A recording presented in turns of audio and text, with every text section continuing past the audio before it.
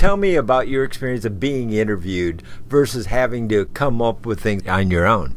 Oh, I think it put me at ease because we're just sitting here having a conversation, basically, is what it is. It's like having a conversation with a friend, so you don't feel that pressure, or you don't feel like, oh my gosh, I need to be on and do this. It's just a sharing of ideas, and that's it. An easy way to communicate, right? Absolutely. Okay, great. Let me ask you, Carol. You were surprised at the ease with which you communicated your own thoughts, right? Yes. I mean, for me, when you started asking questions and the thoughts were coming into my mind, the passion took over, and it wasn't one of those where you stumble of what you're trying to say. It's just you felt it in your gut, and it just had to come out.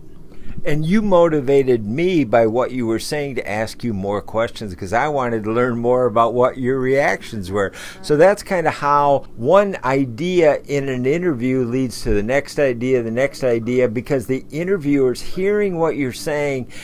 And, you know, the best interview I ever had in my life, it was by an amazing interviewer named Ron Owens on KGO Radio. He was interviewing me, and he kept making these faces.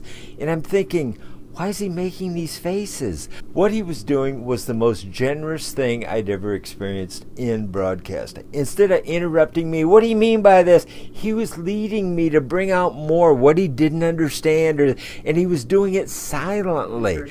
So he allowed me to sound like I went home and people went, wow, you were brilliant. I wasn't brilliant. He was brilliant. He brought it out of me silently. It was the most generous thing I'd ever seen in broadcasting. I learned from that. Now, Victoria, step up here to the hotline here and tell me now a little bit about what was your experience in our interview?